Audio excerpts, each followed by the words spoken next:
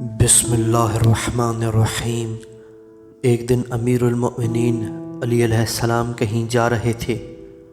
آپ نے ایک عورت کو دیکھا جس نے پانی کی ایک مشک اٹھائی ہوئی تھی اور بڑی مشکل سے چل رہی تھی۔ آپ علیہ السلام نے اس سے فرمایا، خاتون، اگر آپ کی اجازت ہو تو میں آپ کی کچھ مدد کروں؟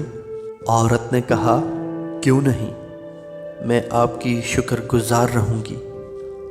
امیر المؤمنین علی علیہ السلام نے اس سے مشک لے لی اور اسے اٹھا کر چل پڑے۔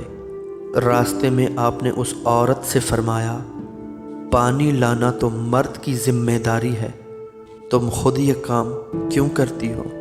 عورت نے جواب دیا، میرا شوہر امیر المؤمنین علیہ السلام کی فوج کا ایک سپاہی تھا اور وہ ان کی رفاقت میں جنگ صفین میں شہید ہو گیا ہے۔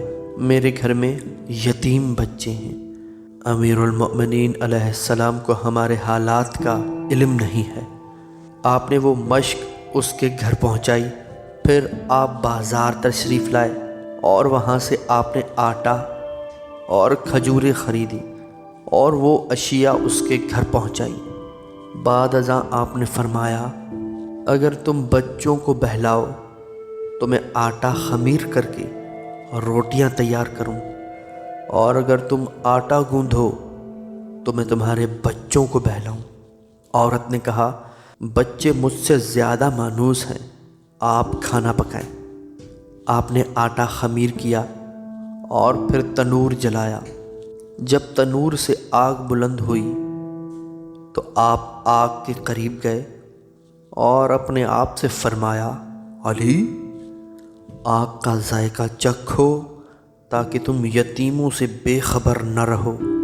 اس اثنا میں ایک ہمسائی گھر میں آئی جو کہ امیر المؤمنین علی علیہ السلام کو پہچانتی تھی۔ وہ اس خاتون کے پاس گئی اور اس سے کہا کہ تو نے کیا غضب ڈھایا ہے، تو امیر المؤمنین علی علیہ السلام سے خدمت لے رہی ہے۔ یہ سنا تو وہ عورت دوڑتی ہوئی آئی اور اس نے امیر المؤمنین علی علیہ السلام سے معذرت کی۔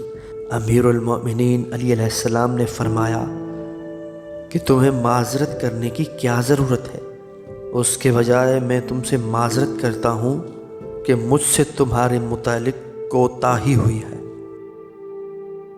اگر آپ کو ہماری یہ ویڈیو پسند آئی ہے تو لائک، شیئر اور سبسکرائب کرنا نہ بھولیے اور بیل کے آئیکن کو دبانا نہ بھولیے گا تاکہ ہماری ویڈیو آپ کے پاس بر وقت پہنچتی رہے۔